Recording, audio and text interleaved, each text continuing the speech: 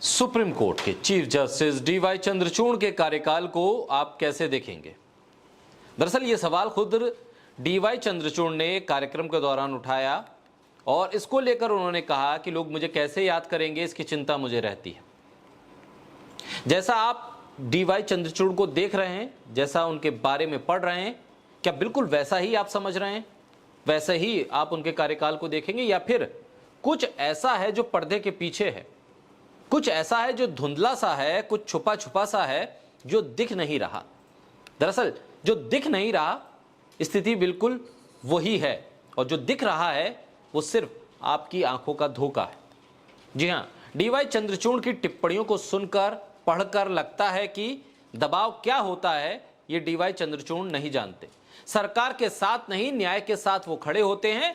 उम्मीद है उनसे लोगों को, जिन्हें न्याय के सफर में थकान महसूस होने लगती है, वो डीवाई चंद्रचूड़ की टिप्पणियों को सुन सुनकर हौसला हासिल करते हैं। लेकिन ये टिप्पणियां क्या फैसलों में नजर आती हैं?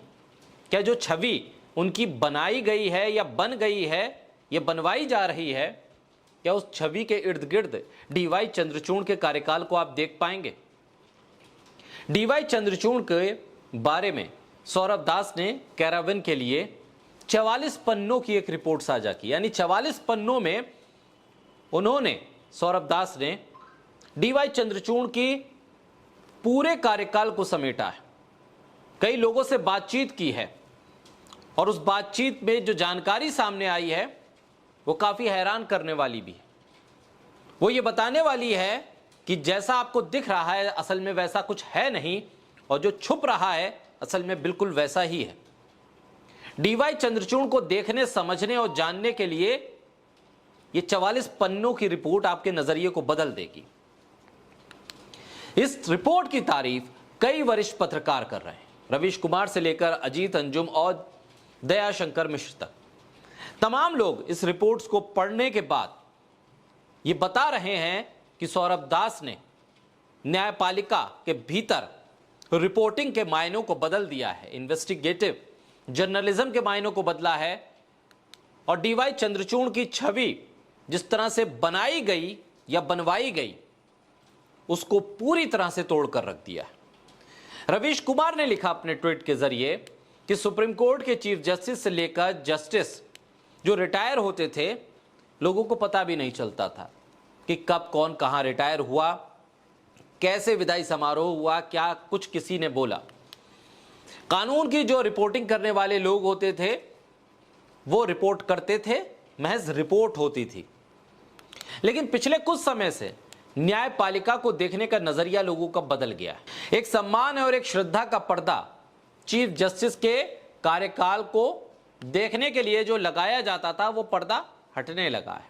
अब अदालतों में जो प्रक्रिया होती है, जो फैसले होते हैं, उसकी रिपोर्टिंग पूरी तरह से आलोचना के दायरे में रहने लगी है और उस पर तथ्यों और तर्कों के आधार पर सवाल होने लगे। रिपोर्टिंग की इस धारा का नायक बनकर उभरा है एक नौजवान सौरभ दास।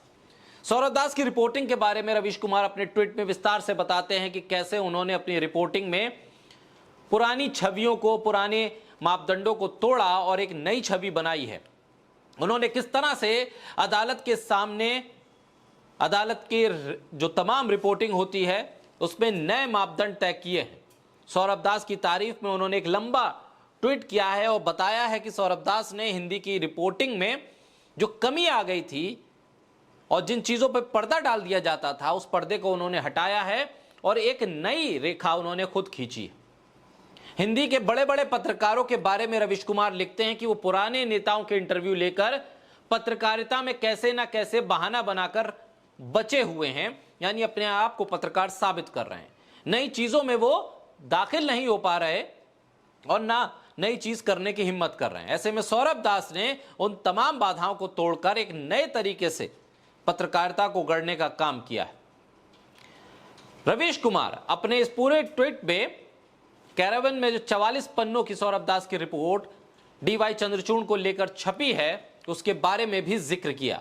उन्होंने कहा कि किस तरह से पूरे के पूरी पत्रकारिता महापुरुषों, धर्म और पुराने राजनेताओं के इर्द गिर्द घूमने लगी है और उसे पत्रकारिता का नाम दिया जा रहा है। लेकिन साहस और साहसिक काम करना लोगों ने बंद कर दिया है।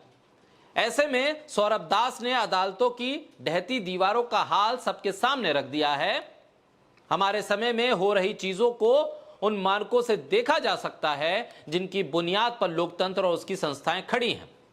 चीफ जस्टिस चंद्रचूड़ पर 44 पन्नों की रिपोर्ट लिख देना आसान नहीं है। एक न्यायाधीश के लंबे कार्यकाल का विश्लेषण भारत की पत्रकारिता में इतिहास बनने वाला है, पढ़िएगा। रवीश कुमार ये बात भी इस पूरे ट्वीट पे लिखने से चूकते नहीं हो। वो लिखते हैं कि बहुत से डरपोक और चालाक इसे शेयर करने से भी घबराएंगे, लेकिन कैरावन ने इसे छापा है और एक नया मानक बनाया है और इसको लेकर वो कैरावन और सौरभ दास को मुबारकबाद भी देते हैं। यानी कि डीवाई चंद्रचूड़ की जो छवि बनी या न्यायपालिका के भीतर जो तमाम चीजें छुपी रहती हैं, उसको इन 44 पन्नों में सौरभ दास ने उजागर कर दिया है। सिर्फ रवीश कुमार नहीं, अजीत अंजुम भी इस पूरी रिपोर्ट पे लिखते हैं। उन्होंने लिखा कि वाकई सौरभ दास ने कमाल की स्टोरी कवर की है। सिर्फ सौरभ की इस रिपोर्ट को पढ़ने के लिए अजीत अंजुम बताते हैं कि उन्होंने कैरावन का पूरे साल का सब्सक्रिप्शन ले लिया। बाकी काम छोड़कर उन्होंने सिर्फ और सिर्फ 44 पन्नों को पढ़ा और इसमें जो चंद्रचूड़ के एक कैरेक्टर की कई परतों को सौरभ दास ने उधेड़ कर रख दिया है, जो अनसुनी सी थी, जो ढकी थी, जो छुपी थी। रिपोर्ट को पढ़कर अजीत अंजुम कहते हैं कि उन्हें पता चला कि सीजीआई की विदाई पर उनकी प्रोफाइल लिखने के लिए सौरभ दास ने सुप्रीम कोर्ट और हाई कोर्ट के कई पूर्व जज, कई वकीलों, 50 लोगों से बात की। जबरदस्त मेहनत के बाद एक रिसर्च पेपर की तरह यह रिपोर्ट सामने आई है। चंद्रचूड़ की जो छवि हम सब ने गढ़ी या गढ़ने की कोशिश की, उन छवियों के पीछे छिपी परतों को सौरभ ने अपनी इस रिपोर्ट में तथ्य के साथ उधेड़ा है। इतनी गहराई और इतनी रिसर्च के साथ इससे ज्यादा कोई रिपोर्टर कभी लिख नहीं सकता। तथ्यों को सामने रखकर छवि जो गढ़ी गई उसको उधेड़ा है। इसका जिक्र रवीश कुमार भी कर रहे हैं और अजीत अंजुम भी कर रहे हैं। इस एक लाइन के पीछे अगर आप इसे समझें तो ये पता चलता है कि डीवाई चंद्रचूड़ से जुड़े हुए जो तथ्य आपके सामने लाए गए वो तमाम इस रिपोर्ट को पढ़ने के बाद आप भूल जाएंगे। दयाशंकर मिश्रा वो भी लिखते हैं कि चीफ जस्टिस चंद्रचूड़ पर 44 पन्नों की रिपोर्ट लिख देना आसान काम नहीं है। एक न्यायपालिका के न्यायाधीश के लंबे कार्यकाल का विश्लेषण भारत की पत्रकारिता में एक नया मापदंड लेकर आने वाला है और वो भी इस मामले में सौरभ दास को बधाई देते हैं। बहरहाल ये रिपोर्ट अब सार्वजनिक हो गई है और इस रिपोर्ट के जरिए बहुत कुछ ऐसा सामने आया है जिसको छुपाया गया, ढका गया या फिर उसे बाहर आने से रोकने की भरपूर कोशिश हुई। बहरहाल पत्रकारिता के नए मापदंड और नए तरीके की पत्रकारिता सामने आई है और इसको लेकर तारीफ की जा रही है।